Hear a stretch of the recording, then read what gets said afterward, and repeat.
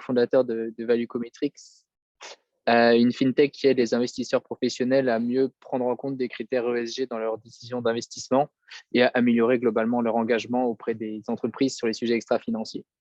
Donc, on organise cette table ronde avec Chapter Zero France, une association d'intérêt général à but non lucratif, dont l'objectif, c'est d'accélérer la transition des entreprises à travers une gouvernance éclairée et engagée. Donc, parmi les activités de l'association, on propose de rencontres et événements entre administrateurs, mais aussi d'autres événements plus ouverts comme ce webinaire, donc pour vraiment échanger des idées et ouvrir au débat. C'est une association dont l'adhésion est gratuite. Si vous voulez plus d'informations, vous pouvez aller sur le site web, tout est disponible. Donc, le sujet qui va nous intéresser aujourd'hui, ça va être plus autour de l'investissement durable et de comment l'ESG peut s'intégrer vraiment dans ces pratiques et comment on peut en faire un levier de création de valeur actionnariale, excusez-moi. Donc, comme il a vraiment gagné une place de choix ces dernières années dans la communication des professionnels de la finance, ça vaut vraiment le coup de se pencher dessus. On est en train de vivre une période critique de son développement parce qu'on a vraiment certains événements comme par exemple les textes de loi, la SFDR, la taxonomie qui viennent vraiment le mettre sur le devant de la scène et d'autres éléments critiques comme la flambée des prix de l'énergie qui vient braquer les projecteurs sur les performances médiocres de certains fonds classés ESG et qui vient un peu remettre en cause certaines pratiques de gestion.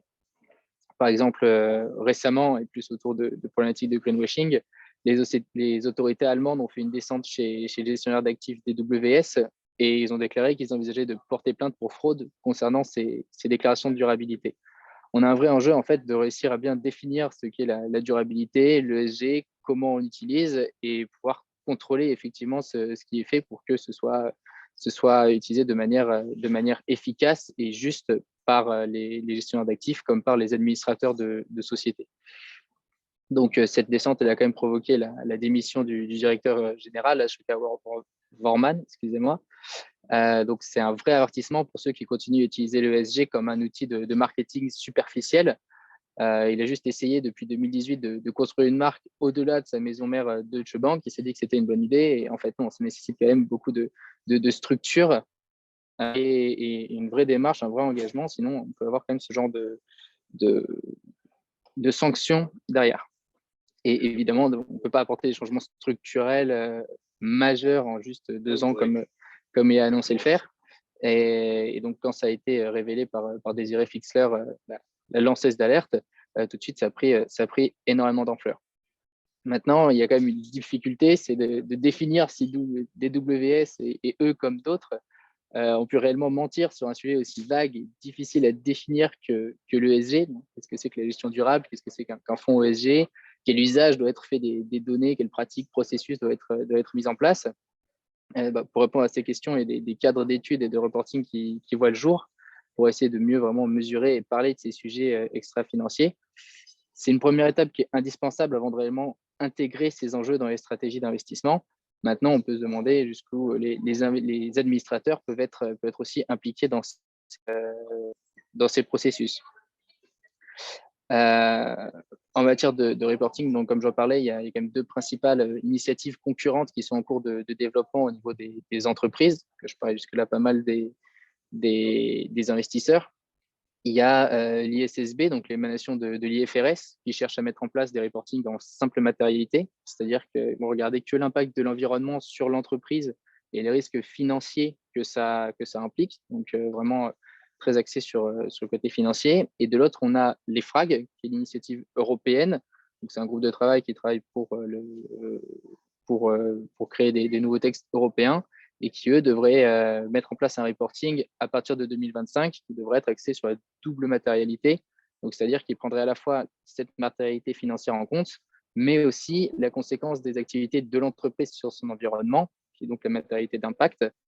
Et la démarche, le raisonnement derrière, c'est de se dire qu'il y a très important entre cette matérialité financière et cette matérialité d'impact et qu'il faut créer un cadre complet pour prendre en compte à la fois les enjeux court terme et long terme et mieux anticiper les risques en conjuguant l'impact et le rendement. Donc, on a quand même des visions assez différentes. Et là, il y a quand même un enjeu quasiment idéologique à la mise en place de ces standards qui vont définir comment l'ESG va être pris en compte à l'avenir par les entreprises, par les investisseurs derrière qui vont exploiter ces données et derrière comment ils vont pouvoir être pris en compte dans la gestion et l'administration des sociétés. Donc c'est un sujet assez sensible. Ça, on l'a vu. Je peux reprendre l'exemple de Stuart Kirk avant l'été, qui est donc responsable de l'investissement durable chez HSBC, qui a défendu lors d'une conférence que les investisseurs ne devaient pas s'inquiéter des risques climatiques parce que alors, il constitue la preuve d'une dangereuse pensée collective dans l'espace ESG, pour reprendre un petit peu ces mots, mais en gros, il pensait qu'ils n'avaient pas d'impact réel sur l'économie. Et tout de suite, il y a eu une controverse qui est partie immédiatement et il a été suspendu de chez HSBC. Donc voilà, c'est quand même des sujets qui sont assez sensibles pour l'instant. Et l'industrie ESG présente ces contradictions encore de manière interne. Et donc le débat est intéressant à ce sujet, de se pencher dessus, savoir exactement ce que ça veut dire, ce qu'on va en faire pour réussir à s'accorder sur le sens qu'on veut lui donner. Dans tous les cas, bon, il ne faut pas attendre qu'il soit trop tard pour évaluer correctement les risques liés à nos activités. Et les entreprises doivent être au premier rang avec les investisseurs pour défendre leurs intérêts long terme et court terme autour des problématiques extra-financières. Et donc ça, c'est l'objet de nos tables rondes.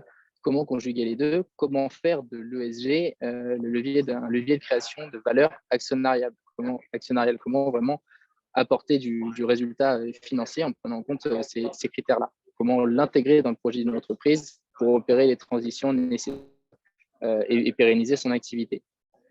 Donc, les questions qu'on va aborder avec nos invités vont porter à la fois sur le niveau de reporting croissant qui est demandé aux entreprises sur ces sujets extra-financiers et la manière dont ces données peuvent être exploitées pour évaluer justement et objectivement leur performance. On s'intéresse aussi au rôle des administrateurs et des administratifs de société dans l'intégration de ces sujets directement dans la stratégie de l'entreprise. Donc, je vais maintenant laisser place à nos invités que je vais présenter très rapidement. Donc, nous avons Benoît Mercereau, qui est cofondateur et Chief Investment Officer chez Arvela Investment. Anne-Claire Impérial, responsable ESG et engagement chez Sycomore Asset Management. Et Anne-Sophie Dandelot, cofondatrice de Siam. Donc, ce sont trois investisseurs responsables qui vont nous proposer une vision pratique de l'ESG et nous partager comment en faire un vrai levier de création de valeur actionnariale. Pour débuter, Benoît va nous proposer une démonstration de son outil ESG for Investors qu'ils ont développé avec Arvela et qui est cette année lors de l'innovation lors des PAM Awards. Et ensuite, on enchaînera sur le débat. Benoît, si vous pouvez prendre le relais. Merci Mathieu et bonjour à toutes et à tous. Avant de commencer, je voudrais spécifier que je ne suis qu'un investisseur, c'est-à-dire que tout ce que je vais dire vient du point de vue étroit et restreint de mon métier de gestionnaire des portefeuilles. Et en tant qu'investisseur, ce que nous voulions est que l'ESG soit créatrice de valeur actionnariale. Et nous avons donc développé une méthode pour identifier, pour chaque entreprise en portefeuille, un ou deux sujets ESG dont l'amélioration raisonnable serait créatrice de valeur actionnariale et une autre méthode permettant aussi d'identifier des solutions concrètes de mise en œuvre pour les entreprises. Et nous avons développé cette méthode car nous étions frustrés de la manière dont l'ESG, en moyenne, était pratiqué. Frustrés pour deux raisons. La première, c'est que l'approche traditionnelle de l'ESG n'a pas pour objectif de gagner plus d'argent. Or, c'est notre objectif principal, en tant qu'investisseur, de gagner le plus d'argent possible pour nos clients. La seconde source de frustration est l'absence d'impact visible, en tout cas au niveau macroéconomique, de cette tendance de l'ESG. Un sujet évident, puisque nous sommes dans le net zéro et le climat.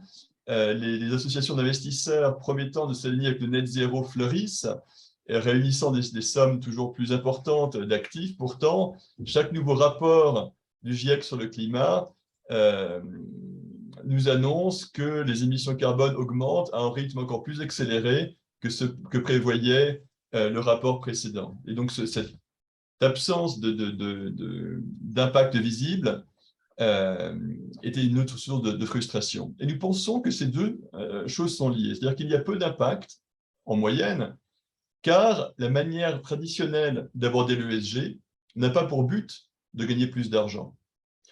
je vais donner un exemple très simple avant de passer vers l'outil à proprement parler, qui est l'engagement actionnarial auprès des entreprises dans laquelle un investisseur peut être actionnaire. Donc, engagement pour persuader l'entreprise d'adopter de meilleures pratiques ESG. Si je forçais un petit peu le trait, exhorter les entreprises à sauver la planète n'est pas très persuasif. N'est pas très persuasif parce que le métier du chef d'entreprise, la réalité quotidienne, n'est pas conceptuelle, elle est pratique, c'est résoudre des problèmes pour aider l'entreprise à avoir de meilleurs résultats financiers. Donc, une condition essentielle pour être persuasif est de s'adapter à la réalité de l'entreprise et donc de suggérer des suggestions dont le but est de les aider à atteindre leurs objectifs financiers. Une autre condition est d'avoir des recommandations de voie limitée. Parce qu'un chef d'entreprise, une chef d'entreprise, un conseil d'administration n'a pas le temps de mettre 50 dossiers ou 50 chantiers en œuvre. Pour être un petit peu plus précis également, en continuant à forcer le trait, si vous allez voir un directeur d'entreprise, une directrice d'entreprise, vous dit écoutez, je voudrais que vous sauviez la planète. Elle va me dire mais qu'est-ce que vous voulez dire? Alors je vais lui dire soyez plus responsable. Elle va dire oui. Alors, pour être plus précis, je vais vous demander d'augmenter votre note ESG. Le problème, c'est que, d'une part, augmenter une note ESG n'est pas un objectif financier. D'autre part, c'est qu'une note ESG est une moyenne pondérée de 3 à 500 indicateurs suivant les fournisseurs de données. Donc, quand je demande à ce chef d'entreprise d'être plus responsable, je lui donne en fait 3 à 500 nouveaux objectifs à atteindre en plus de ses objectifs traditionnels. Quand bien même ces 3 ou 500 objectifs étaient tous créateurs de valeur actionnariale, ce qui n'est évidemment pas le cas, ce serait impossible à mettre en œuvre. Et donc, d'une certaine manière, le greenwashing qu'évoquait Mathieu est une réaction rationnelle, voire raisonnable, à des demandes parfois absurdes des activistes de l'ESG. Et finalement, si une personne vous demande de mettre en œuvre des dizaines de nouveaux objectifs dont la plupart n'ont rien à voir avec les résultats financiers d'entreprise, heureusement que les entreprises et leur conseil d'administration ne prennent pas ces recommandations au pied de la lettre. D'où notre démarche. Pour réussir à persuader les entreprises d'agir, il faudrait que nous réussissions, disons, une méthode pour mettre sur la table des directeurs d'entreprise, directrices d'entreprise et leur conseil d'administration, pour chaque entreprise, un ou deux sujets ESG, pas plus, dont l'amélioration raisonnable serait créatrice de valeur actionnariale. Parce que ce faisant, je ferai une pierre deux coups, je pourrais augmenter mes rendements d'investissement en augmentant la valeur de l'entreprise, et également, il est beaucoup plus probable que l'entreprise agisse sur mes recommandations, puisque nous restons dans leur cadre traditionnel financier. Et donc, cet outil que nous avons développé, qu'évoquait Mathieu, ESG for Investors, je vais partager mon écran, est quelque chose que nous avions développé avec des anciens collègues de Goldman Sachs, d'une part, avec également des universitaires. Nous avons un partenariat de recherche avec Yale University aux États-Unis. Et comme disait Mathieu, qui a eu un certain retentissement, il a gagné 2 fois de suite le prix de l'innovation de la City à Londres, PAM Award, et récemment a été intégré au curriculum du CFA sur l'ESG. Alors, par contre, je ne réussis pas à partager mon écran. Super. Oui, partager l'écran, mais c'est encore noir. Non, ça ne fonctionne pas. Nous avons fait pourtant un essai avec avant. Non.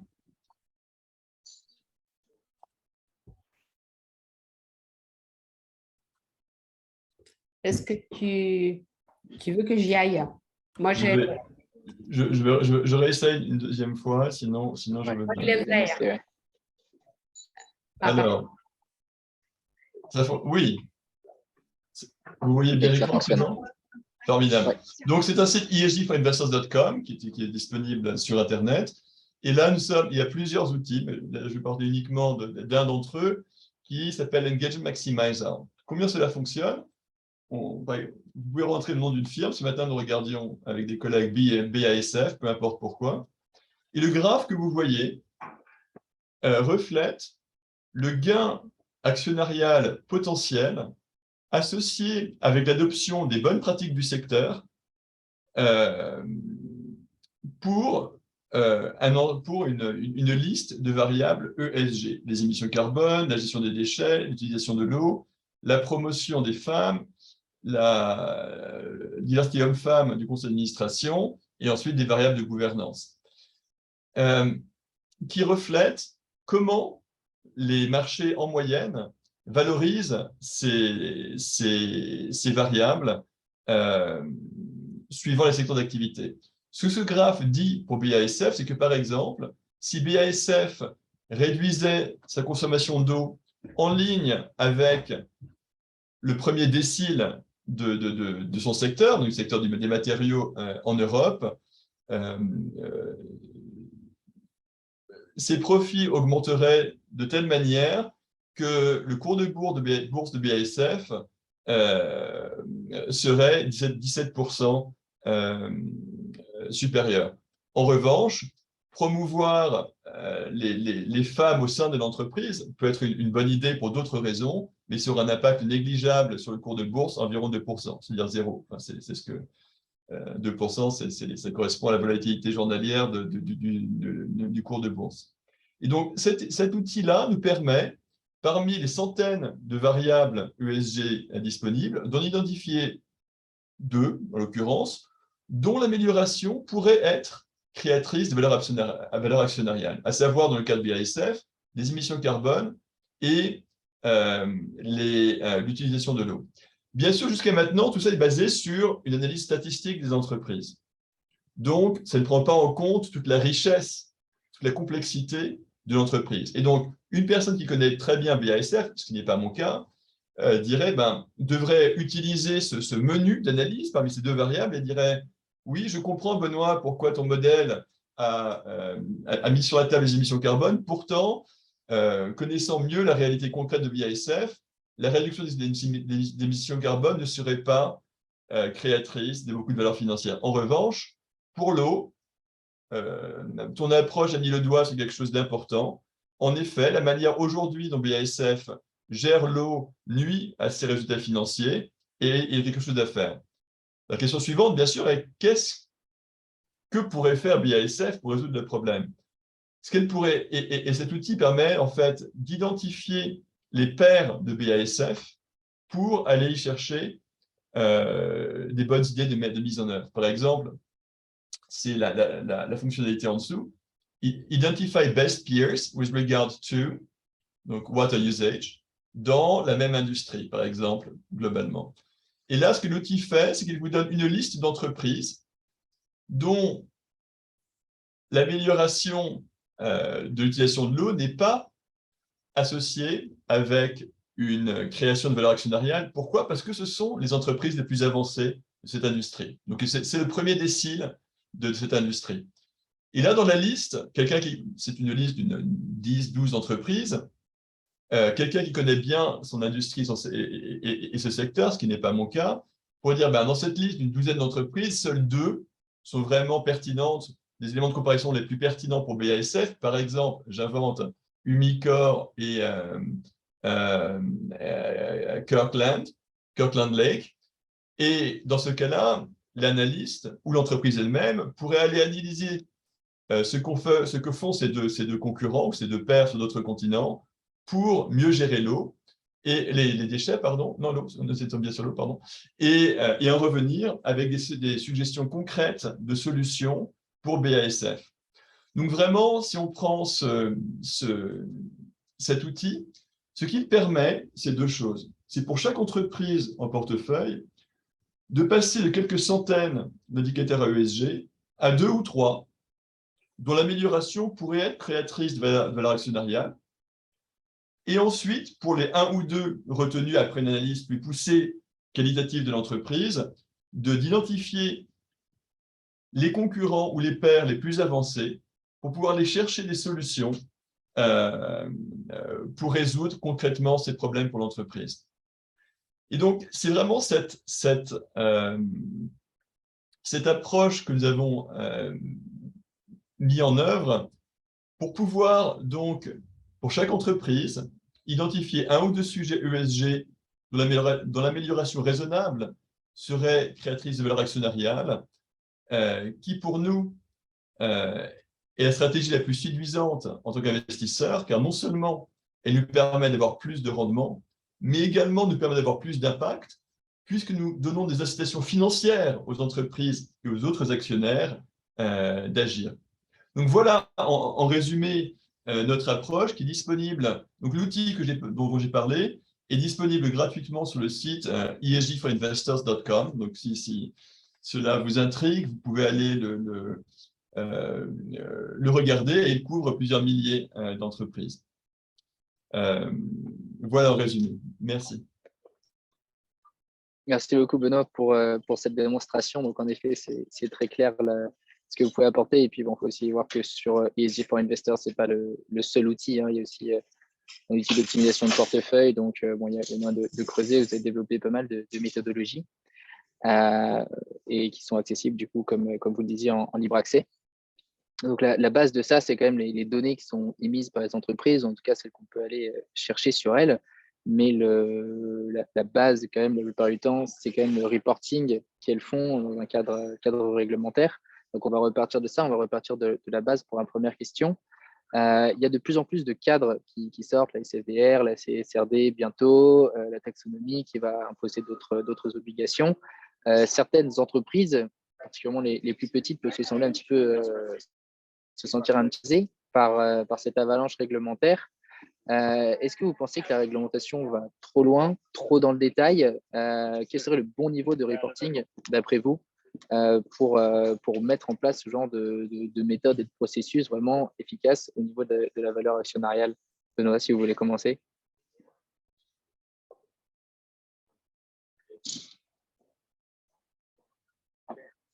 Ah, vous êtes encore en muet. Oui, pardon, désolé, j'étais en effet avec un micro arrêté. Pour nous, l'objectif final est d'avoir des résultats concrets en termes de financiers et en termes d'impact.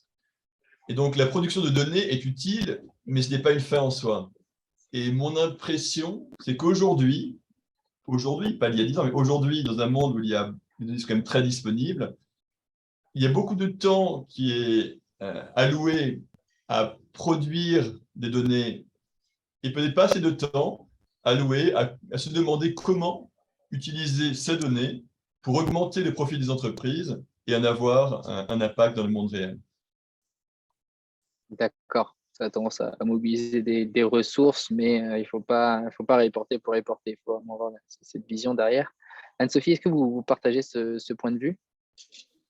Alors, oui, en grande partie.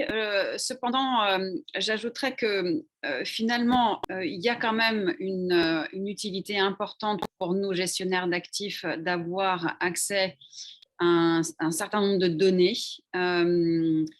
Alors, c'est vrai que j'ai moi-même participé à un groupe de travail organisé par l'AFG sur les nouvelles normes ESRS de reporting extra-financier pour communiquer à l'EFRAG les conclusions donc, de l'AFG et sur ce premier projet de normes. Et la conclusion à laquelle je suis arrivée, c'est que c'est un jet de normes extrêmement complet, abouti, creusé, mais aussi très lourd pour les entreprises au vu de la multitude en fait, des données à reporter.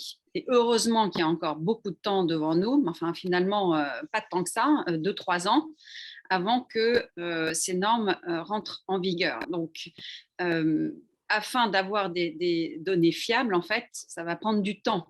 Et là est la plus grande... le plus grand problème pour nous. Donc, en fait, on est dans une problématique aujourd'hui où il y a beaucoup de données qui vont être demandées aux entreprises et la question, c'est la fiabilité de ces reportings. Et deuxièmement, c'est la problématique que ce jeu de normes européen va rentrer en collision, entre guillemets, avec le jeu de normes américain. Et donc, quid des sociétés américaines avec des filiales européennes et des sociétés européennes avec des filiales américaines? Il y a un certain nombre de points communs, beaucoup, mais quand on regarde ce qu'a fait les FRAG, pour l'avoir regardé en détail, on voit qu'il y a beaucoup de sujets qui ne sont pas communs. Et donc là, c'est un deuxième problème. Je pense que pour aller dans le sens de Benoît, ce qui est important, ce sont les aspects matériels, extra-financiers matériels pour l'entreprise. J'aurai l'occasion d'y revenir tout à l'heure. Ce qui importe, ce sont les données qui peuvent avoir un impact matériel pour l'entreprise. D'accord. Donc là, la réglementation est peut-être sur le côté un petit peu trop lourd, parce que trop large, ce qui nuirait à la fiabilité, en particulier les entreprises qui auraient plusieurs reporting à faire du fait de leur dimension internationale. Anne-Claire, est-ce que quel est votre avis sur la question, sur le bon niveau de reporting et la manière dont se positionne la réglementation et les réglementations qui vont entrer en vigueur dans les années à venir sur ce sujet? Oui, alors je pense qu'effectivement, sur ces questions de reporting, je rejoins ce qui a été dit sur effectivement les ressources qu'il faut y allouer. Après, voilà, ce dont on a besoin, c'est un reporting utile, qui doit être utile à l'entreprise pour piloter sa stratégie et s'assurer finalement de gérer ses impacts matériels. Donc, bien sûr, ce qui est très intéressant aujourd'hui dans la réglementation, c'est qu'on voit d'un côté un socle d'indicateurs qui pourrait se développer de manière commune avec des enjeux qui sont quand même assez majeurs aujourd'hui et reconnus comme devant être gérés par un grand nombre de secteurs. On a aussi sur les enjeux d'émissions carbone ou de climat cette notion des secteurs les plus impactants aussi pour lesquels on doit avoir effectivement la gestion de ce type d'indicateurs. Donc, il ne faut pas oublier effectivement cette approche de la double matérialité qu'introduit également la réglementation et nous, on s'en réjouit beaucoup aussi. Je pense que c'est là-dessus qu'il faut effectivement travailler et on l'avait vu dans la réglementation française aussi. Au début, on avait la loi NRE en 2001, après avec Grenelle 2 en 2013, on avait introduit, vous savez, les 42 thèmes obligatoires, etc. Et après, on a progressé finalement davantage vers cette approche de la matérialité avec du coup la NFRD. Et donc aujourd'hui, je pense que voilà, on observe de plus en plus d'entreprises évidemment matures sur ces sujets d'analyse de matérialité. Et donc après cette analyse de matérialité, quels objectifs je me définis, quelle va être ma stratégie RSE pour répondre à ces enjeux matériels, quel est mon plan d'action. Et finalement, les indicateurs, ils ne viennent pas en amont, ils viennent à ce moment-là, on se pose la question de quels sont les bons indicateurs et de quoi j'ai besoin pour piloter finalement cette stratégie que j'ai définie en lien avec une analyse de matérialité que j'ai fait aussi en prenant compte l'ensemble des parties prenantes et de l'intérêt de toutes mes parties prenantes en tant qu'entreprise. Donc nous, c'est ça qui est important pour nous dans l'approche de reporting pour les entreprises. Ensuite, on a aussi besoin de données brutes finalement, ce dont on a besoin aussi en tant qu'investisseur, c'est vraiment de pouvoir comprendre le modèle économique de l'entreprise, comment il se découpe, avec quelles activités précisément, pour que nous-mêmes, on soit en mesure d'identifier si les activités sont alignées ou pas avec les enjeux climatiques ou les enjeux sociétaux tels qu'ils sont définis, par exemple, par les objectifs de développement durable de l'ONU. Donc, parfois, on n'a pas non plus besoin d'indicateurs très, très avancés, mais simplement déjà d'un très bon niveau de granularité sur les activités de l'entreprise. D'accord, merci. Donc, on comprend que le prix de la double matérialité est assez convaincant pour les investisseurs. En tout cas, c'est votre point de vue. Et que du coup, c'est quand même une vraie place dans le pilotage et des indicateurs qu'on peut faire émerger. Donc, chez Sycomore, il me semble, et comme ce qui était évoqué aussi par Benoît pour Avala Investment, il y a quand même cette notion d'analyse de l'entreprise et avec tous ces indicateurs qui impliquent quand même des analyses assez quantitatives. Donc, qui viennent s'opposer aux analyses qualitatives qui étaient peut-être plus en vigueur avant. Quel est votre avis sur l'équilibre à trouver entre tous ces indicateurs sur lesquels on peut faire énormément de modèles très avancés, très granulaires, comme vous le disiez, avec potentiellement un périmètre très large du fait du nombre d'indicateurs qui sont maintenant remontés. Comment ça se compare à l'analyse qualitative? Quel est l'équilibre à trouver? Est-ce que le quantitatif a vraiment vocation à prendre le pouvoir un petit peu, je dirais, parce que justement il a un cadre d'analyse plus large, ou est-ce que le qualitatif doit vraiment rester au cœur de l'analyse pour mieux comprendre l'activité, le business model, les enjeux des entreprises? Anne-Sophie, je vous donne la parole. Oui, alors effectivement, c'est un sujet du traitement de la donnée et quel type de données très important quand on est gestionnaire d'actifs. Chez SIAM, on utilise les deux, à la fois les données quantitatives et qualitatives.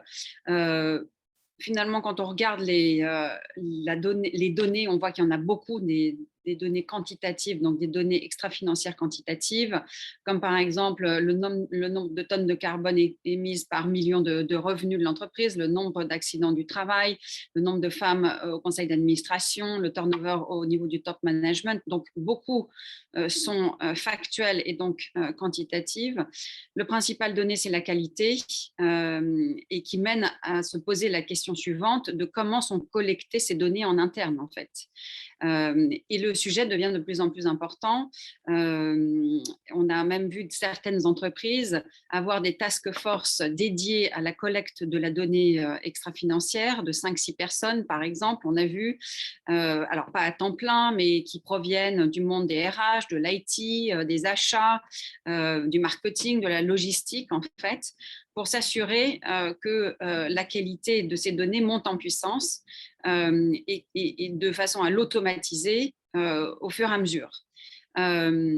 Donc, ça, c'est une partie, mais qui ne nous quand même nous force à avoir une analyse qualitative également. Et qui a une place chez nous beaucoup plus importante que l'analyse quantitative, finalement. Donc, ces sujets qualitatifs, ils sont nombreux. La diversité des compétences au sein d'un conseil d'administration, par exemple, l'économie circulaire, le traitement de la chaîne d'approvisionnement, l'impact de l'activité sur les communautés locales, etc. Donc, il y a énormément de sujets.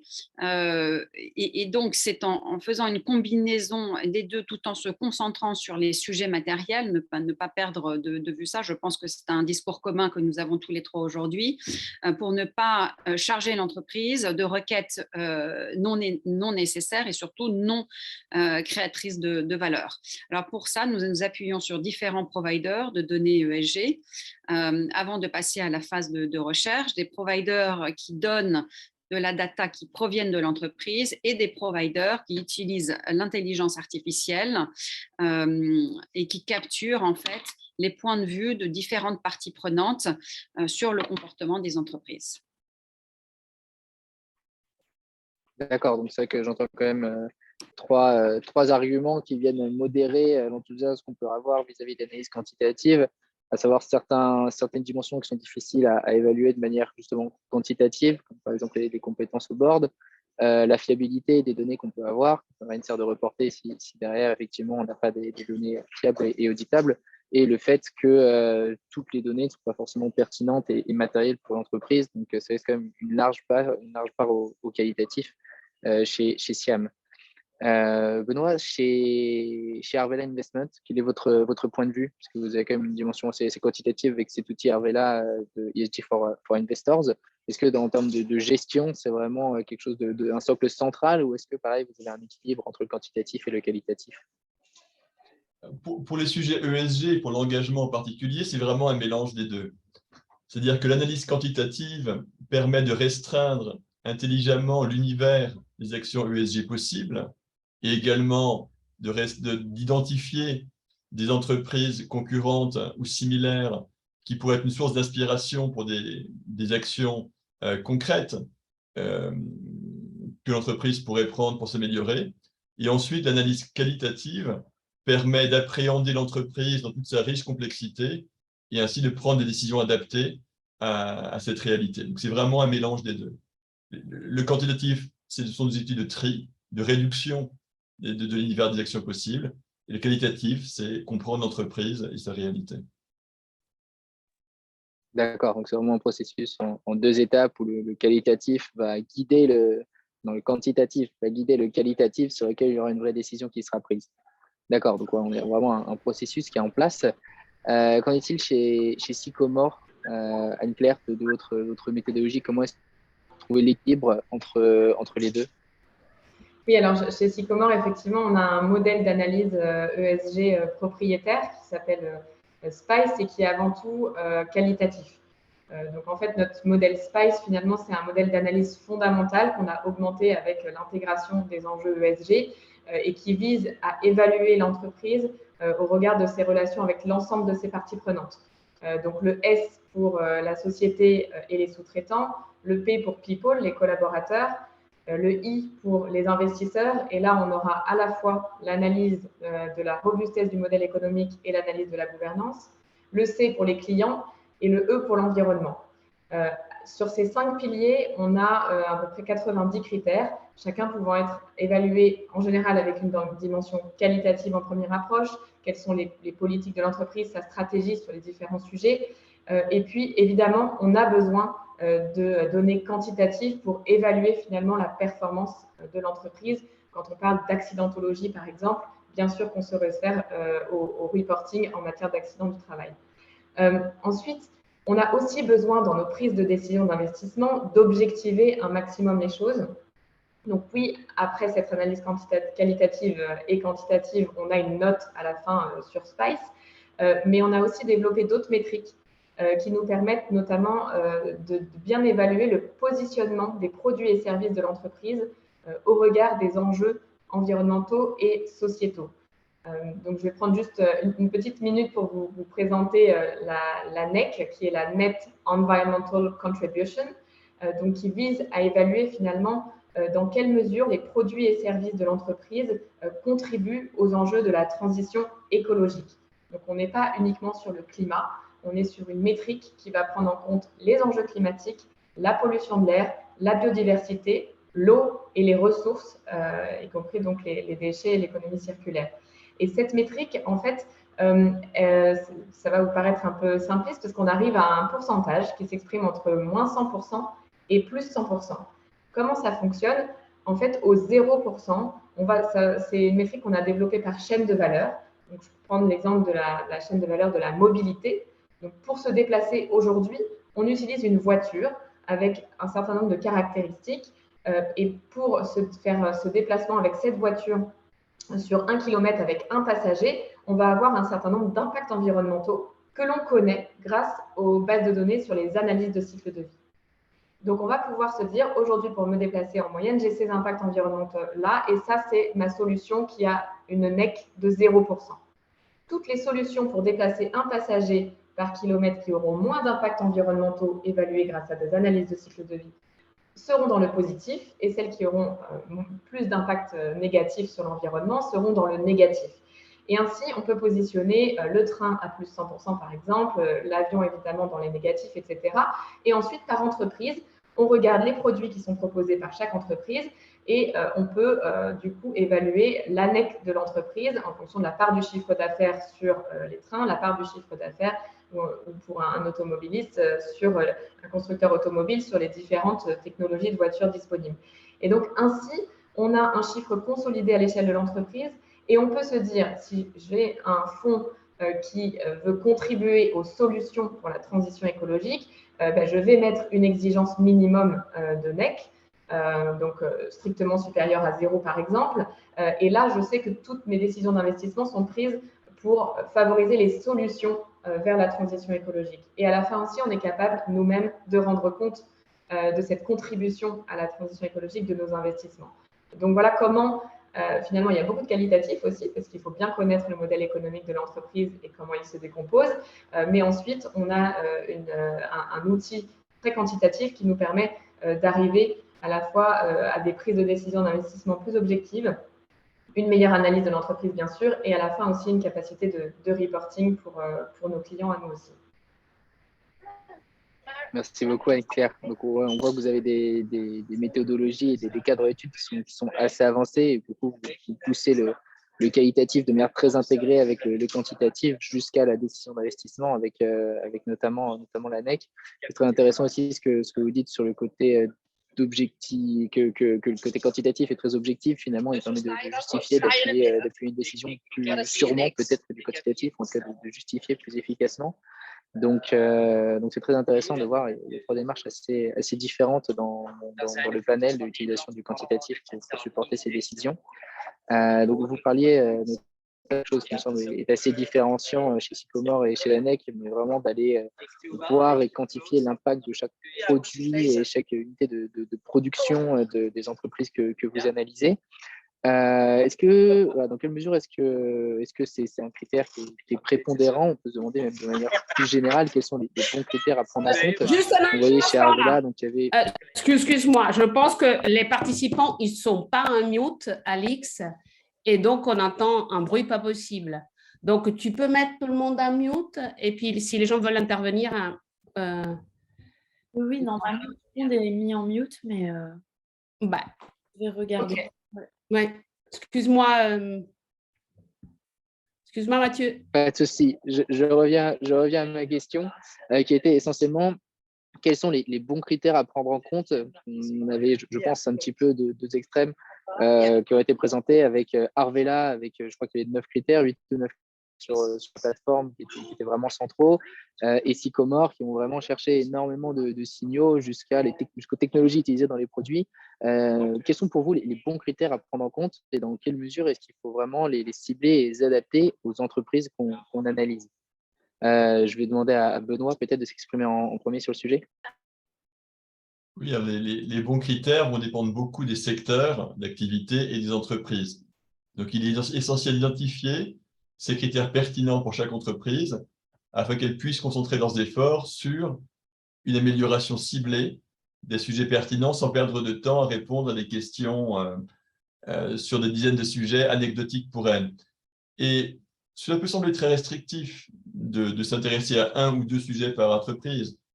Pourtant, si vous avez une approche rigoureuse et systématique de traiter en priorité les sujets ESG qui sont le plus créateurs, dont l'amélioration est la plus créatrice de valeur actionnariale, ce qu'on trouve empiriquement, c'est qu'en moyenne pour une entreprise, améliorer les 2 sujets ESG les plus pertinents pour elle et sur lesquels elle est le plus en retard, crée en moyenne une vingtaine de pourcents de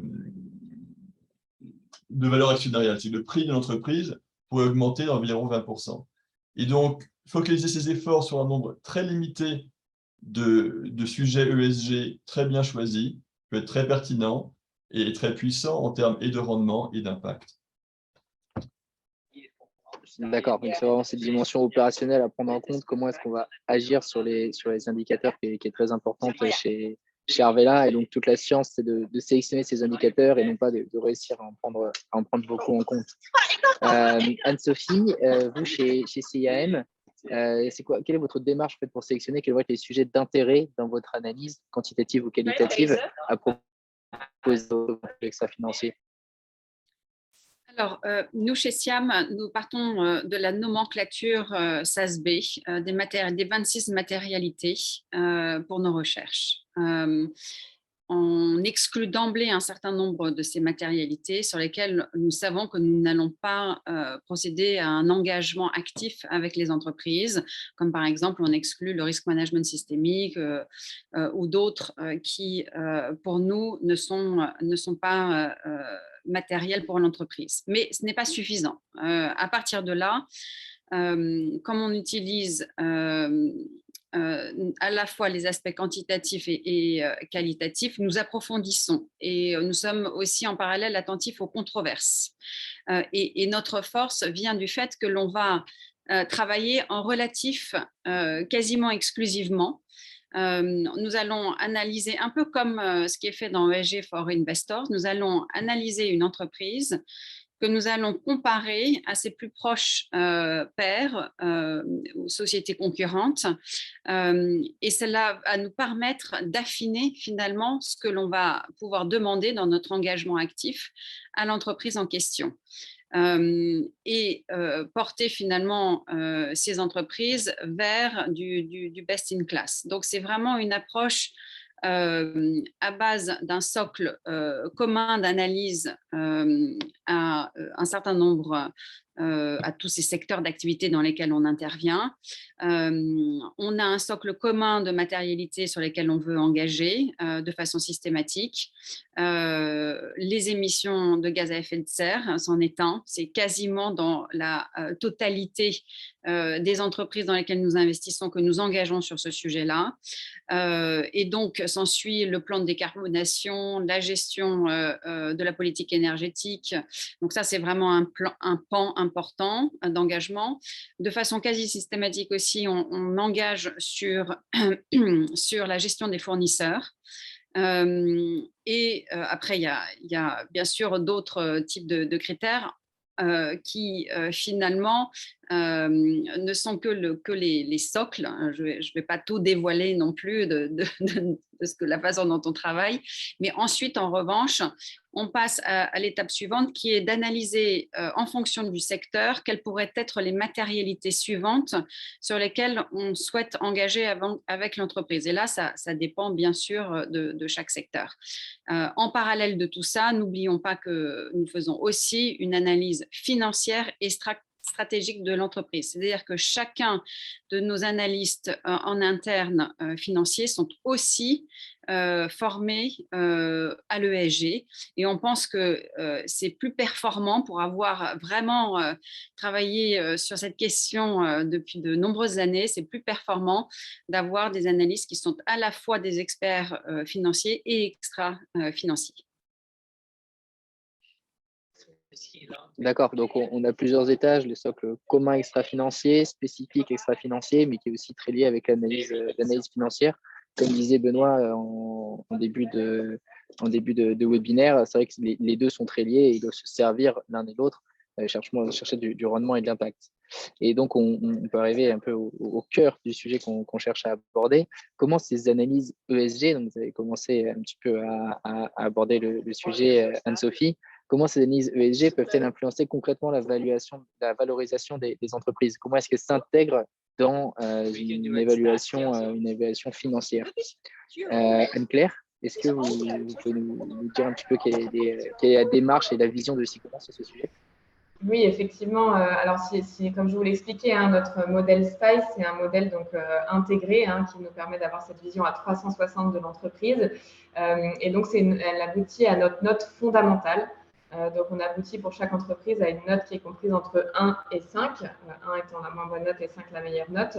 Et ensuite, la manière dont on a choisi, mais c'est vraiment un choix qui a été fait par Sycomore, d'intégrer ça directement dans la valorisation des entreprises, c'est que cette note va influencer le bêta. Donc, la prime de risque qu'on va affecter à l'entreprise va être affectée en fonction de la note SPICE. Donc, si la note SPICE est supérieure à la moyenne, alors le bêta va être réduit. On estime qu'il y a le moins de risques. Et pour celles qui ont une note SPICE qui, au contraire, est en deçà de la moyenne, elles vont voir leur prime de risque augmenter. Et donc, de facto, dans la méthode de valorisation par Discounted Cash Flow, DCF, on aura une évaluation de l'entreprise qui va être impactée par cette intégration des critères ESG, où on aura une valeur plus élevée pour les entreprises qui performent le mieux sur cette note fondamentale. Donc, c'est très important. Le bêta, il varie de plus ou moins 40% en fonction de où se situe la valeur.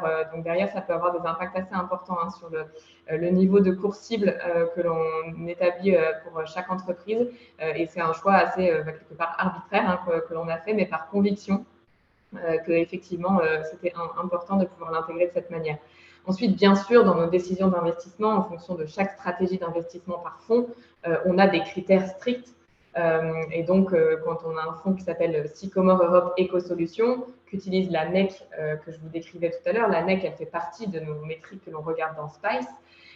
Et pour ce fonds-là, il faut une NEC strictement positive pour qu'une entreprise soit éligible à ce fonds-là. Donc, c'est aussi comme ça qu'on intègre bien sûr ces enjeux dans les prises de décision d'investissement à la fin. Mais pour la valorisation des entreprises elles-mêmes, c'est effectivement via le départ. D'accord, donc vous avez vraiment revu directement les méthodes de valorisation des entreprises pour intégrer l'ESG dedans par le prisme du risque. Du coup, la méthode qui a été utilisée chez Arvala, il me semble, est un petit peu différente. Benoît, vous avez commencé à évoquer en fait une comparaison par rapport aux meilleures pratiques du secteur, une comparaison statistique. Est-ce que vous pouvez revenir un petit peu dessus sur votre vision de cette intégration de l'extra-financier dans le financier pour créer de la valeur actionnaire? Pour nous, au cœur de ça, il y a vraiment deux choses. Il y a comment est-ce que certaines variables ES ou G impactent les performances financières et donc la valorisation des entreprises dans différents secteurs. C'est quelque chose d'empirique que nous avons évalué. Et d'autre part, il y a quel est le gain actionnarial associé avec une amélioration raisonnable d'une pratique ES ou G par une entreprise. Et par amélioration raisonnable, nous voulons dire l'adoption des bonnes pratiques du secteur définies comme le début du premier décile. Il y a le 10e centile, si vous voulez. Donc pour qu'une entreprise commence à rentrer dans le premier décile. Pourquoi? Parce que cela correspond à mettre en œuvre des solutions qui existent déjà ailleurs. Donc, nos recommandations aux entreprises sont ambitieuses puisqu'elles les feraient rentrer dans le premier décile de leur industrie, mais sont raisonnables puisqu'elles ne leur demandent pas d'être innovantes ou d'être en tête de leur secteur, mais simplement de rattraper les 10% les meilleurs parmi leurs pairs. D'accord, voilà.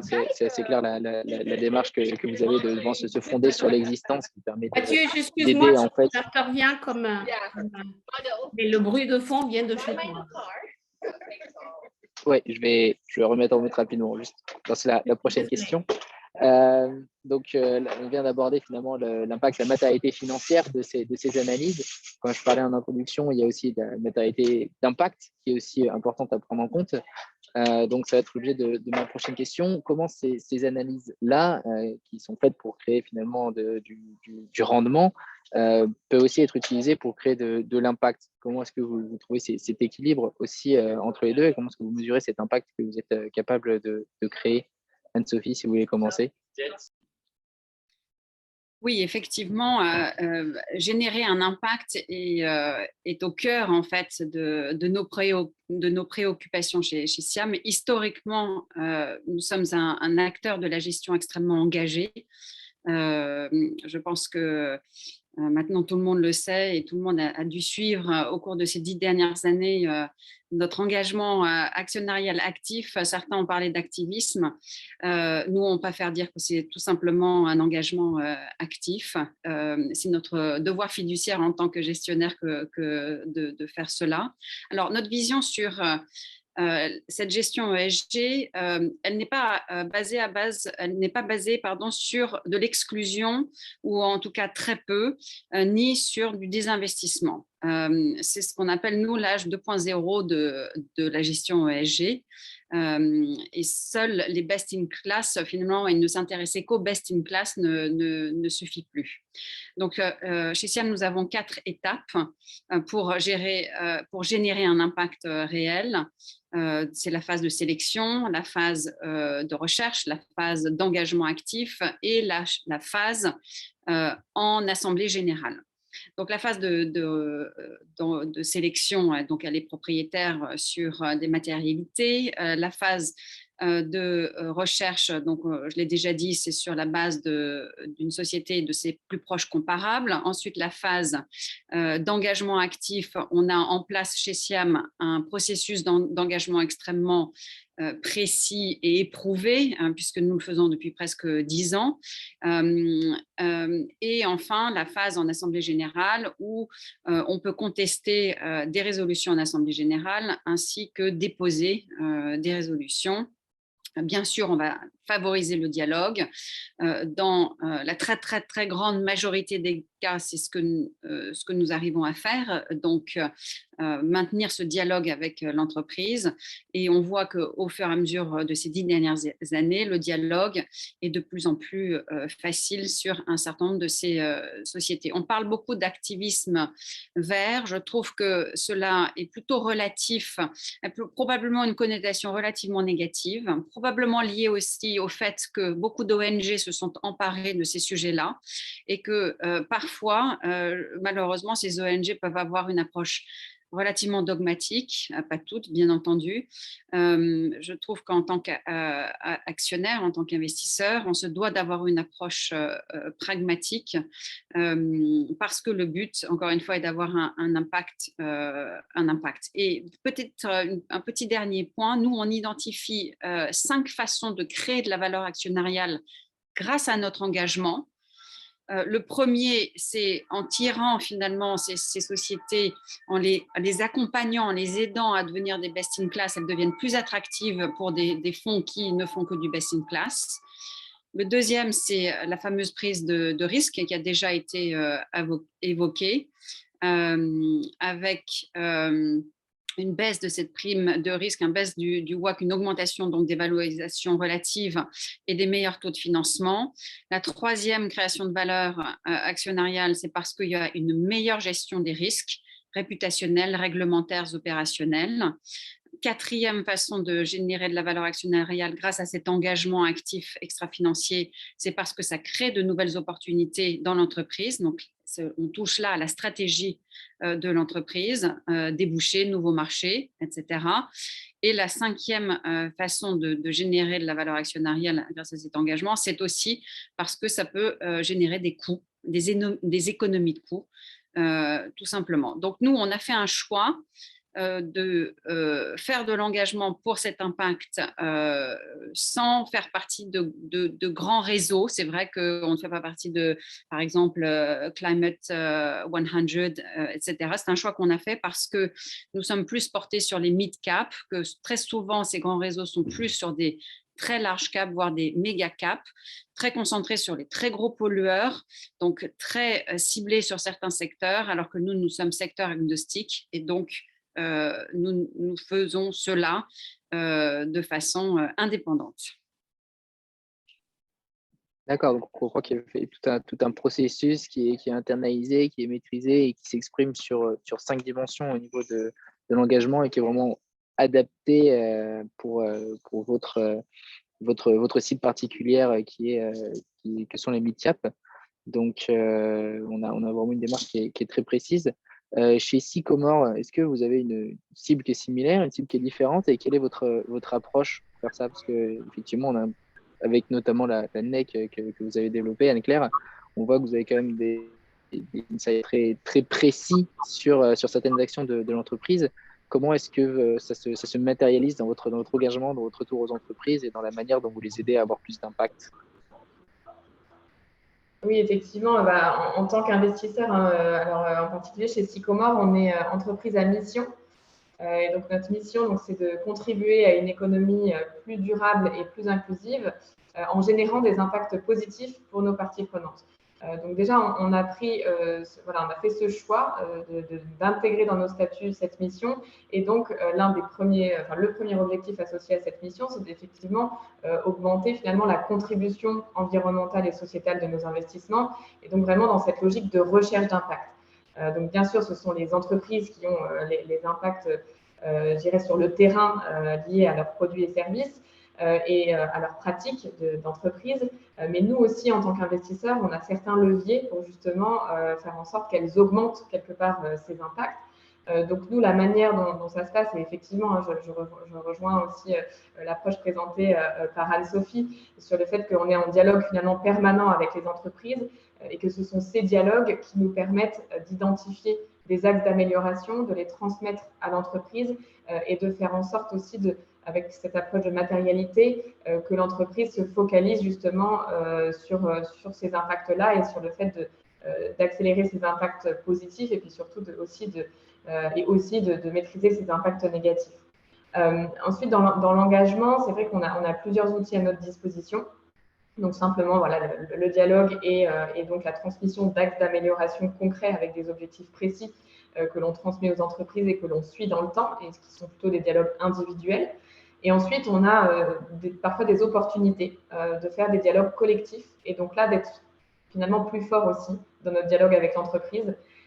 Et donc, je vais prendre un exemple très concret que vous avez peut-être vu passer, mais donc avec Total Energy.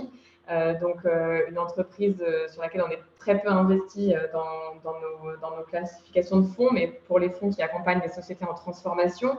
Et en fait, on avait été approché par Earthland Initiative, une ONG qui travaille sur la problématique des droits humains dans les zones de conflit armé. Au moment pour l'implication de Total Energy en Birmanie. Et donc, nous, on a réuni, en fait, avec un grand initiative, un certain nombre d'investisseurs autour de nous. On a émis 2 lettres à Total Energy. Et puis, en janvier, Total Energy a publié sa décision en janvier 2022 d'arrêter ses activités, d'arrêter de les céder, de céder ses activités en Birmanie et a dit dans sa communication que c'était le résultat, effectivement, de la pression des ONG et des investisseurs. Donc, on voit bien aussi que dans les décisions qui peuvent être prises, il peut y avoir un réel impact en tant qu'investisseur. Et c'est pour ça aussi qu'on choisit, il y a plusieurs raisons pour lesquelles on choisit parfois cette dynamique collective. Je rejoins complètement Anne-Sophie sur le fait que les coalitions sont souvent, et en particulier Climate Action 100+, est vraiment focalisée sur les plus grosses entreprises, les plus gros pollueurs. Néanmoins, on a rejoint nos Climate Action 100+, puisqu'on est exposé à certaines de ces grosses entreprises. Et en fait, il y a un apport d'expertise. Au-delà de l'apport, je disais, du poids finalement qu'on a auprès de l'entreprise dans notre dialogue, en représentant davantage de capital, il y a aussi le fait qu'on bénéficie d'une expertise au sein de Climate Action 100+. Il y a des personnes qui sont dédiées à ce sujet, qui publient un benchmark sur la performance, sur les stratégies climat de ces entreprises. Et ces démarches-là nous sont très utiles aussi dans nos analyses et dans notre démarche d'engagement. On a fait la même chose aussi sur des thématiques sociales. On est membre de la Workforce Disclosure Initiative, WDI. Et la WDI promeut un modèle de reporting social qui couvre l'ensemble de la chaîne de valeur et que l'on promeut beaucoup auprès des entreprises dans lesquelles on investit. Et on est vraiment convaincus de l'importance de cet outil pour que les entreprises maîtrisent mieux leurs enjeux sociaux sur toute leur chaîne de valeur. Donc voilà des exemples en quelques mots et dans effectivement cet objectif d'accompagner et l'accélération de la transformation des entreprises. Merci Anne-Claire. Oui, donc là, c'est clair, on a une autre dimension qui s'ajoute à ce que disait précédemment Anne-Sophie, et du fait aussi que vous n'êtes pas forcément exposé à votre entreprise, c'est vraiment cette dimension collective, que ce soit avec les investisseurs ou avec les ONG, pour avoir un poids supplémentaire ou pour partager l'expertise. Il y a quand même vraiment des réseaux qui se mettent en place et sur lesquels cette analyse ESG peut quand même un petit peu prendre corps. Donc ça, c'est très intéressant. Du côté d'Arvela, vous, Benoît, SF que vous avez pris au début du webinaire était assez parlant par rapport au fait qu'il y a une étude statistique qui peut être faite, mais après, il faut y ajouter une expertise terrain, une expertise métier. Et finalement, les entreprises sont les meilleures expertes, elles, de leur propre activité. Donc, comment est-ce que vous portez ces sujets-là au niveau des conseils d'administration? Comment est-ce que vous cherchez à les faire intégrer au niveau de la stratégie de l'entreprise? Quelle est votre méthode, finalement, pour engager le dialogue? Alors, d'abord, un petit point technique, c'est que chez Arvela, nous investissons via des fonds, pas directement dans les entreprises. Donc, notre action est de travailler avec des gérants qui sont généralement extrêmement spécialisés. Par exemple, la personne que nous pensons être le meilleur gérant d'actions brésiliennes. Et nous allons travailler avec lui pour que lui ait cette action au niveau des entreprises. Pourquoi? Parce que c'est lui qui les connaît les mieux. S'ils investissent dans ces entreprises depuis 20 ans, il est connu et respecté des dirigeants des entreprises, de leur conseil d'administration, où personne n'est mieux placé que lui pour aller faire porter un message. Et notre stratégie, c'est vraiment d'insister sur un ou deux points en mettant sur la table le raisonnement financier qui sous-tend notre recommandation. Donc, c'est vraiment de persuader, de convaincre des dirigeants de l'entreprise et ou le conseil d'administration, que la mise en œuvre d'une chose qui a été très étudiée, y compris les solutions que nous suggérons, sera créatrice de valeur financière pour l'entreprise. Et typiquement, cette démarche, quand elle est portée par les bonnes personnes qui sont celles qui connaissent très bien l'entreprise, pas nous, peut être couronnée de succès alors même que l'investisseur peut avoir une participation ridicule du capital. Parce que ce n'est pas ce qui fait la force de la persuasion n'est pas le poids de l'investisseur, ce n'est pas des persuasions, c'est du pouvoir, mais c'est la qualité de son analyse et des recommandations qu'il met sur la table. Donc on a réussi, enfin nos gérants ont réussi à persuader des entreprises en ayant 1-2% du capital. Ce n'est absolument pas, et donc tous les efforts se portent sur la qualité, la pertinence des recommandations, et non sur réunir un grand groupe d'investisseurs pour forcer une entreprise à faire quelque chose qu'elle n'a pas envie de faire. D'accord, donc finalement, là où vous réussissez à vous faire entendre, c'est vraiment en parlant le même langage que les entreprises, en ramenant à des vrais résultats financiers, ce qui pourrait améliorer d'un point de vue extra-financier. Ça, c'est très intéressant. Donc finalement, on arrive sur comme le processus où on est vraiment au contact de l'entreprise.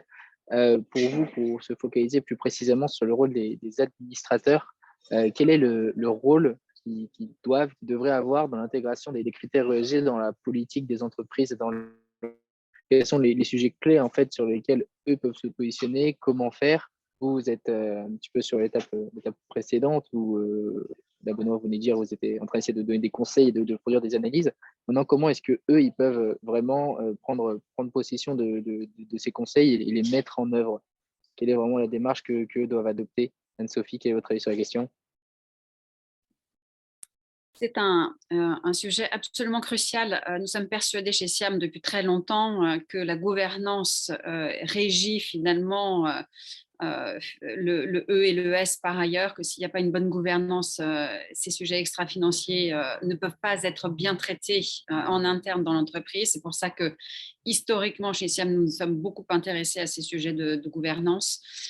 Mais pour répondre à cette question du rôle des administrateurs, c'est pas une question qui est simple, dans le sens où il n'y a pas de réponse unique, nous pensons. En tout cas, nous avons quelques recommandations. D'abord, que tous les administrateurs soient formés au sujet extra-financier, que ce ne soit pas juste l'apanage du ou de la responsable ESG ou CSR. Donc, on devrait voir, ça a déjà commencé, hein, on l'a déjà vu quand même pas mal dans certaines entreprises, mais ça doit monter en puissance. Et puis, deuxième point, le rôle du conseil, c'est aussi d'avoir des experts dans le domaine, d'avoir même un comité sustainability, de façon à ce que l'on puisse ensuite faire imprimer au sein de l'équipe de direction, puisque le conseil a comme rôle d'encadrer l'équipe de direction, de façon à s'assurer que l'équipe de direction a vraiment bien en tête ces sujets-là, voire même, point extrêmement important, à ce que dans le cadre du comité de rémunération, le conseil s'assure que les dirigeants soient rémunérés sur ces sujets extra-financiers. Et on ira encore plus loin, puisqu'on a déjà vu le cas, que les KPIs soient bien en place dans la rémunération des dirigeants, mais que le conseil derrière attribuait 150% de réussite aux KPIs environnementales, alors que, par exemple, la note de CDP était passée de C à D. Alors, donc, vraiment, le rôle à ce moment-là du conseil, c'est de s'assurer du suivi et de s'assurer donc que ce qui est fait a un sens. D'accord. Donc, il y a vraiment deux enjeux, à la fois un d'organisation, où il faut quand même qu'il y ait un comité, qu'il y ait des experts qui puissent vraiment prendre la responsabilité de certains sujets, et en plus du fait que chacun doit y être formé pour que ça sous-tende un petit peu toutes les décisions. Et puis aussi cette responsabilité primée à l'exécutif et aux dirigeants, ces stratégies, par exemple, via la rémunération. Anne-Claire, vous, est-ce que vous suivez sur ces sujets-là, sur cette structure à mettre en place, quels sont les sujets clés pour vous, pour Sycomore, sur lesquels les administrateurs peuvent et doivent se positionner? Oui, bah, je rejoins tout ce qui a été dit par Anne-Sophie, donc je vais pas répéter, mais effectivement, pour nous, en amont, comme tout actionnaire, en amont des assemblées générales, il y a des dialogues et des opportunités de dialogue qui sont très importants pour nous. Et donc, dans les sujets qui sont abordés en assemblée générale et présentés par le conseil d'administration, donc on a, le disait Anne-Sophie, le sujet de la rémunération qu'on va regarder de très près, et on va le regarder à la fois sous l'angle de l'alignement de l'intérêt des dirigeants avec effectivement l'intérêt social et l'intérêt aussi environnemental. Et on va le regarder aussi sous l'angle de la modération.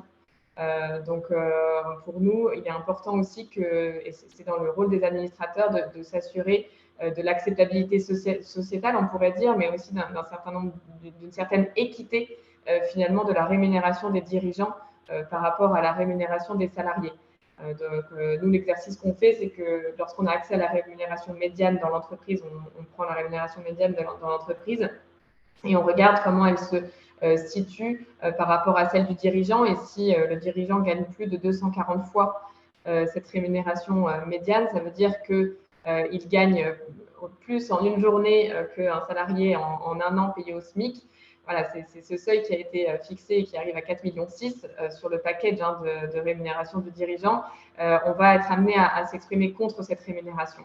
Donc pour nous, il y a aussi une responsabilité sur ce sujet-là et de même sur d'ailleurs les dividendes. Ça peut paraître contre-intuitif en tant qu'actionnaire, mais on est très vigilant sur finalement cette répartition équitable de la valeur pour l'entreprise, mais dans l'intérêt de l'actionnaire aussi, puisque finalement, si on touche un dividende exceptionnellement élevé, mais que derrière l'entreprise n'est pas capable de reconnaître ses collaborateurs à leur juste valeur, les talents ne resteront pas. Si elle n'est pas capable de réinvestir suffisamment pour les défis environnementaux et sociaux qu'elle a face à elle, la valeur de l'entreprise en sera aussi diminuée. Donc c'est pour ça aussi qu'on attache de l'importance sur cette répartition de la valeur et le dividende. Donc voilà, en complément, je dirais, sinon tout à fait aligné effectivement avec ce qu'a dit Anne-Sophie et l'importance d'avoir des comités qui abordent ces sujets-là au sein des conseils d'administration. Et bien sûr de la formation des administrateurs sur des sujets extra-financiers. D'accord, merci. En effet, c'est bien les mêmes sujets qui reviennent avec du coup quelques seuils que vous avez évoqués assez précis dans votre thèse d'engagement, j'imagine. Pour la dernière question, maintenant qu'on a un peu tous ces objectifs bien en tête, d'après vous, quelles seraient les premières étapes de manière assez concrète pour vraiment introduire et développer au mieux ces sujets en conseil d'administration? Parce que je pense que vous êtes tous en contact avec cet écosystème-là et que tout n'est pas forcément toujours au niveau. Donc vous, qu'est-ce que vous conseilleriez et qu'est-ce que vous essayez de mettre en place de manière concrète dans ces conseils d'administration pour un petit peu clore cette réflexion qu'on a menée avant de passer aux questions? Benoît, je vous propose de commencer. Oui, pour un petit peu en conclusion de ce que j'évoquais avant, ce serait une suggestion pourrait être qu'une ou deux personnes du conseil d'administration soient responsables de la supervision de la mise en œuvre des mesures associées aux un ou deux sujets clés qui auraient été identifiés. Donc, de rester sur une logique très opérationnelle, très ciblée, de un ou deux sujets qui peuvent avoir et beaucoup d'impact financier et aussi un potentiel d'impact réel ESG important et qu'une personne ou deux du conseil d'administration soient responsables de ceci. Évidemment, le tout décider de manière conjointe avec l'équipe de direction pour qu'elle-même soit persuadée du potentiel de création de valeur financière de la démarche et donc motivée pour la mettre en œuvre. D'accord, donc vraiment aligner les esprits et désigner des responsabilités pour vraiment que les choses avancent. Anne-Claire, vous, quels seraient votre ou vos conseils, si vous en avez plusieurs, pour vraiment faire avancer ces sujets en conseil d'administration? Effectivement, on a parlé de la formation, de la possibilité d'avoir un comité dédié sur ce sujet. Et donc, un des outils qui est hyper important, bon, que la majorité des conseils utilisent, hein, mais bon, c'est la matrice de compétences, hein, tout simplement. Donc voilà, s'assurer de bien lister l'ensemble des compétences dont le conseil d'administration a besoin et d'avoir des dominantes, un certain équilibre dans les dominantes de compétences parmi les membres. Et puis qu'après, le conseil puisse se saisir de ces sujets aussi par des visites de sites, peut-être aussi des éclairages au sein du secteur, par des éclairages par des intervenants experts et qui exposeraient les meilleures pratiques. Voilà. Et toujours dans cette approche aussi, hein, d'avoir dans l'esprit cette approche de double matérialité, bien sûr, pour l'entreprise, pour maîtriser l'ensemble des enjeux. D'accord, donc vraiment une montée en compétences ciblée pour que chacun puisse bien avoir en tête les vrais enjeux matériels au moment de prendre des décisions stratégiques. Donc, ça fait un deuxième point très intéressant. Et Anne-Sophie, vous auriez quelque chose à ajouter dans cette démarche? Juste qu'on a très souvent remarqué que le comité CSR ou extra-financier n'avait pas beaucoup de pouvoir, qu'il n'était pas beaucoup écouté. Et donc, peut-être que pour remédier à ça, une recommandation, ce serait que dans ce comité CSR, il y ait un membre du comité stratégique, un membre du comité d'audit, de manière à ce que finalement ce comité de sustainability monte en puissance et soit plus écouté. On pourrait même arriver un jour à ce que le président du comité stratégique fasse partie même de ce comité CSR. En fait, ça serait quand même une recommandation, enfin nous que l'on fait et qui serait intéressante. Le but finalement, c'est que nous, en tant qu'actionnaires, on puisse mettre sur la table au moment de l'Assemblée générale la responsabilité de ces membres du conseil d'administration et que donc il y ait responsabilité de ces membres dédiés au sujet extra-financier. Alors, Benoît parle de 1 ou 2 sujets. Nous, on trouve que ce n'est pas suffisant. On trouve qu'il y a bien en général, en moyenne, pour l'avoir travaillé depuis 10 ans, au moins 3 à 4 sujets. Et que ces administrateurs donc, soient responsables sur ces sujets-là. D'accord, merci beaucoup. Donc, c'est encore cette histoire de responsabilité qu'évoquait déjà Benoît, peut-être en améliorant la représentativité des enjeux ESG dans les différentes instances, comités et instances décisionnelles. Alors, merci beaucoup à tous les trois pour tous ces conseils. Je pense que ça fait un bon panorama du reporting à l'analyse, à l'implémentation, au rôle des administrateurs. Donc, merci beaucoup à vous trois. Je pense qu'on peut passer aux questions maintenant. Dans la discussion, déjà, je vais commencer par une qui, je pense, peut s'appliquer à tous. Donc, je vais essayer qui sera inspiré y répondre. Vous arrive-t-il d'auditer et de challenger le contenu des rapports ESG par des missions sur les sites des entreprises afin de compléter les données garanties par les approches qualitatives sur le terrain? Alors, je pense que ça a été déjà un petit peu évoqué. Dans quelle mesure est-ce que vous allez vérifier, challenger ce qui est contenu dans les reportings? Je veux bien m'exprimer peut-être sur la partie terrain aussi. C'est vrai que je ne l'ai pas évoqué, mais effectivement, dès qu'on en a l'opportunité, hein, on va sur site et on rencontre du coup les entreprises. On voit la manière dont aussi, dans notre analyse du volet people, hein, c'est un élément clé que de pouvoir aller sur le terrain. Donc voilà, c'est évidemment, on n'est pas sur le terrain tous les jours auprès des 600 entreprises dans lesquelles on investit, mais voilà, on saisit toujours les opportunités qu'on a sur ce sujet. Et c'est finalement plus pour compléter, je dirais, notre analyse qualitative que l'aspect quantitatif, où finalement, ce qu'on va valoriser, bien sûr, dans l'aspect quantitatif, c'est quand les indicateurs sont vérifiés déjà par des auditeurs. Donc, nous-mêmes, on ne va pas faire intervenir des auditeurs sur des rapports qui sont déjà audités.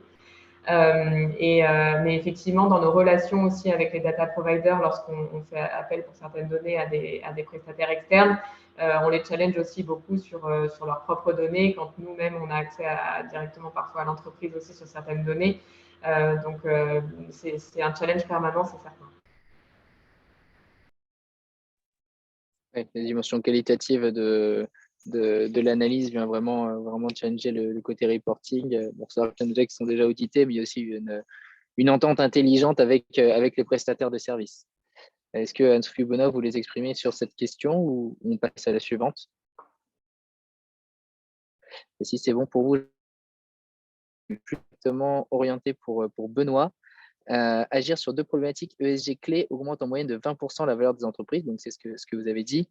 Quelles sont les sources et d'une manière plus générale, quelles sont les études qui sont utilisées pour ESG for Investors? Je pense que vous avez la réponse, Benoît. Je vous laisse répondre. Oui, ce sont deux très bonnes questions. Alors, sur ESG for Investors, c'est comment nous sélectionnons ces variables. Cela est basé sur un survol de la littérature empirique existante. Nous avons lu tous les rapports, nous avons essayé dans tous les rapports universitaires ou de praticiens sur comment certaines variables ES ou G impactent ou non les résultats financiers des entreprises dans différents secteurs.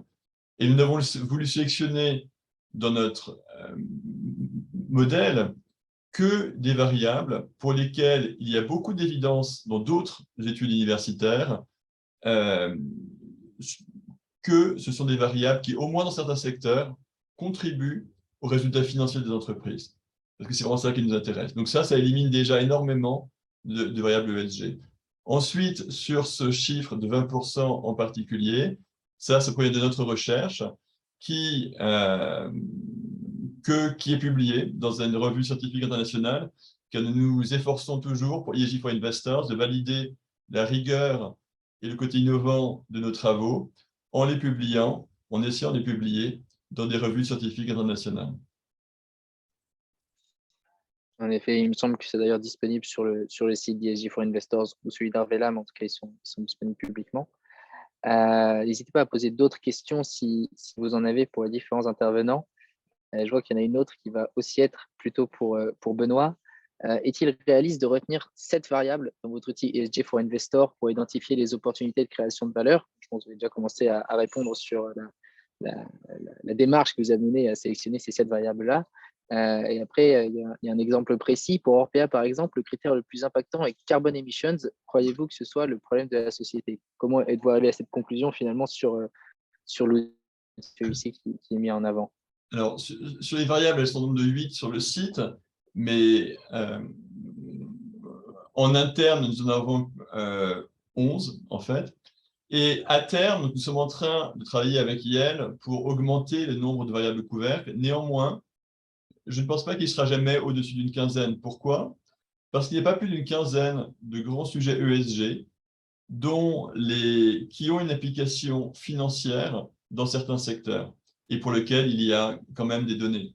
Donc, au bout du compte, là, on en a 8 ou 11, suivant ce que vous comptez, le site ou bien nos outils internes, mais il n'y en aura jamais beaucoup plus en raison de cette approche de création de valeur actionnariale qui sous-tend nos travaux.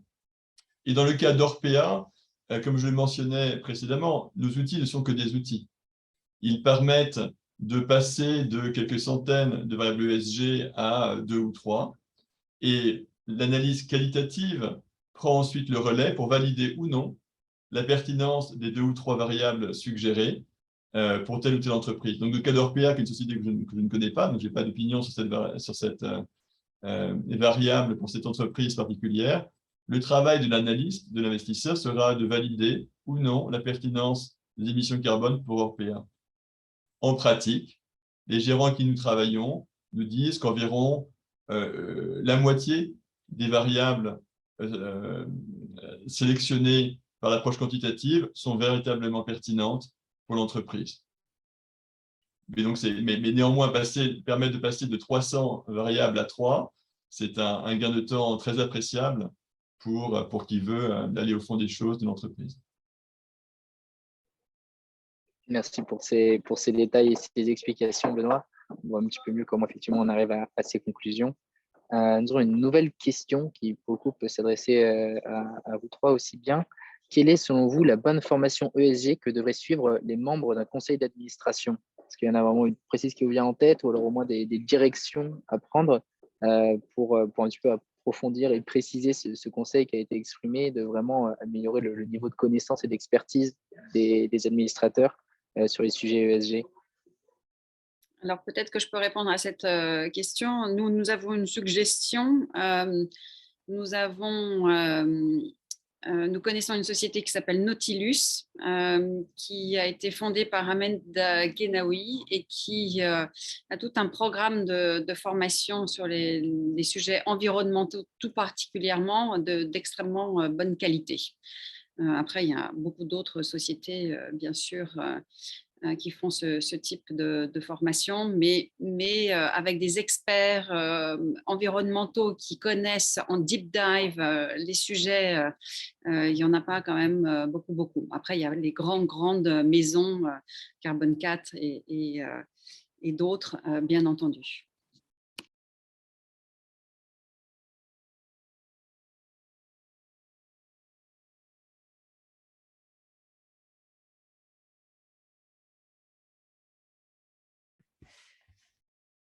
Bon, on a eu un blanc. Mathieu, il doit se passer quelque chose. De toute façon, on a Alors, oui, attends, est-ce que vous m'entendez? Vas-y. Super. Merci pour cette réponse, Anne-Sophie. Est-ce que Anne-Claire, Benoît, vous avez aussi un avis sur la question? Quelque chose à ajouter, puisque c'est un avis qui a été exprimé.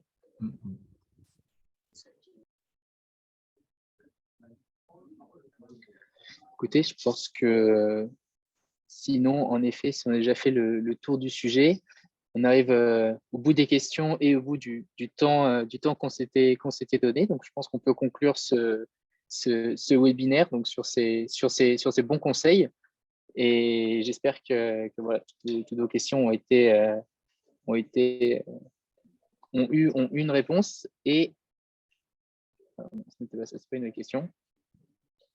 Et donc, merci à notre panel, Anne-Sophie, Anne-Claire, Benoît, pour nous avoir apporté tous ces détails.